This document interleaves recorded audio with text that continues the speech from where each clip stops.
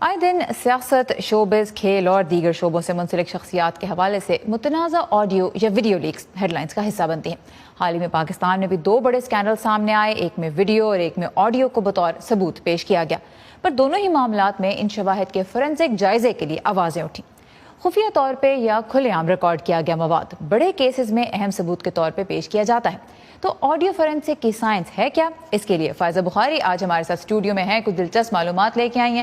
فائزہ، پاکستان میں تو بات ہوتی ہے، امریکہ میں بھی ہم جانتے ہیں ڈیجیٹلی جو فورینسک کیے جاتے ہیں ان کو کیسز میں اہم ثبوت کے طور پر استعمال کیا جاتا ہے، تو امریکہ میں فورینسک ماہرین آڈیو کی صداقت کو کیسے پرکھتے ہیں؟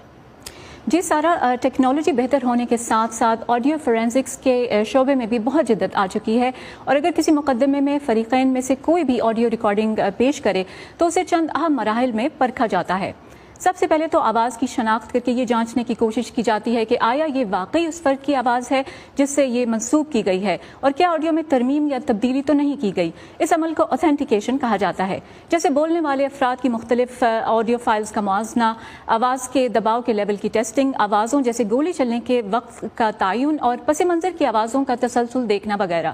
جب اس بات کی تسلی کر لی جائے تو دوسرا مرحلہ ہوتا ہے ریکارڈنگ میں موجود اہم آوازوں کو مزید واضح کرنا، یعنی انہینس کرنا، گو کہ اس کی افادیت کے حوالے سے متضاد آراء پائی جاتی ہیں۔ اس کا مقصد غیر ضروری شور کو کم کر کے کیس کے لیے ضروری آوازوں کو نمایاں کرنا ہے، اور آخری مرحلہ ہوتا ہے اس ریکارڈنگ کا تفصیلی تجزیہ کرنا تاکہ واقعے کے منطقی ربط کو سمجھنے کی کوشش کی جائے۔ مونٹانا اسٹیٹ یونیورسٹی سے منسلک پروفیسر رابرٹ ماہر ڈیجیٹل فورینسکس کے شعبے میں وسیع معلومات اور تجربہ رکھتے ہیں۔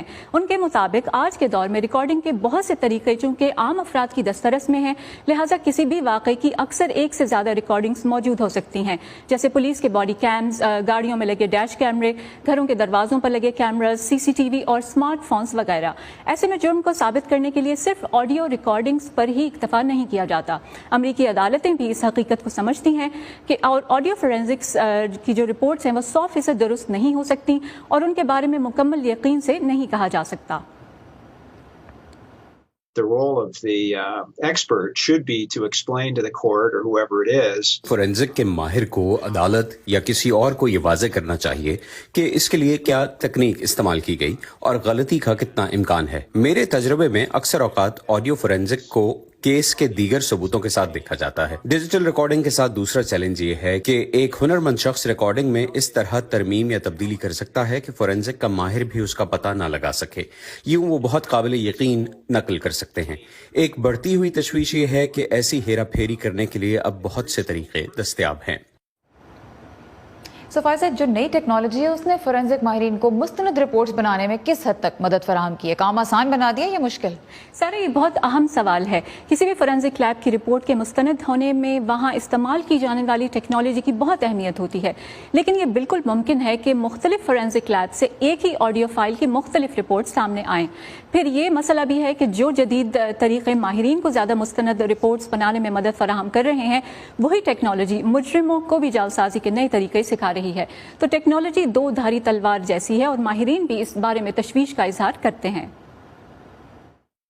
If a forgery was to be made, اگر جعلسازی کرنی ہو تو آپ اصل ویڈیو کی آڈیو تبدیل کر دیں یا اصل آڈیو کی ویڈیو کو بدل ڈالیں۔ تجربہ کار ایڈیٹرز دونوں حصوں کو اس طرح جوڑ سکتے ہیں کہ عام دیکھنے والے کو پتہ نہیں چلتا کہ اسے تبدیل کیا گیا ہے۔ ڈیپ فیک ویڈیو اور آڈیو میں ترمیم کرنے کا ایک وسیع طریقہ ہے جس کی مدد سے بہت ہی قابل یقین جعلسازی کی جا سکتی ہے، اور میرے خیال میں یہ بہت سے لوگوں کے لیے قابل تشویش ہے کہ مستقبل میں مکمل جعلی ریکارڈنگز بنانا ممکن ہو سکے گا کہ وہ مواد سامنے لا کر اس کے حقیقی ہونے کا دعویٰ کریں، جبکہ دراصل وہ موشن پکچر جیسے کمپیوٹر گرافکس ہوں گے۔ سارا، ڈیپ فیک ٹیکنالوجی ایسی ہے کہ کسی کی آواز کے پیٹرنز کی مدد سے آرٹیفیشل انٹیلیجنس یعنی مصنوعی ذہانت کو استعمال کرتے ہوئے وہ الفاظ بھی ادا کیے یا کروائے جا سکتے ہیں جو حقیقت میں کہے بھی نہ گئے ہوں، اور ایسی ریکارڈنگز کی تصدیق کرنا اور بھی دشوار ہوگا۔ تو یہ جتنی پیچیدگیاں ہیں اگر ان کو سامنے رکھا جائے تو پھر امریکی عدالتوں میں آڈیو فورینسکس کو اہمیت دینے کے لیے کوئی بڑی مثالیں بھی ملتی ہیں؟ जी सारा, इसकी दो बड़ी मिसालें तो हमें पिछले कुछ सालों के दौरान ही मिली हैं। पहली 2017 में लॉस वेगस में मैस शूटिंग का वाक़या है, जिसमें मुजरिम ने एक होटल रूम से एक म्यूजिक फेस्टिवल पर हज़ारों गोलियां फायर करके 60 के करीब अफराद को हलाक कर दिया था।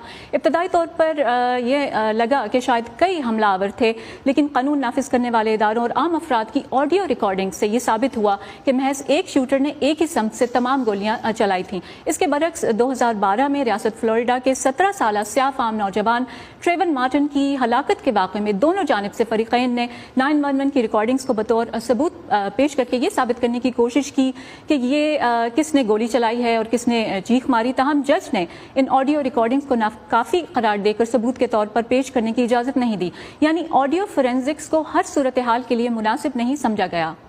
दीगर ममालिक के कई अदालती फैसलों के बाद भी ऐसी खबरें सामने आती रही हैं कि ऑडियो फोरेंसिक्स की रिपोर्ट्स दुरुस्त नहीं थीं, जिनकी बुनियाद पर गलत सजाएं भी दी गईं।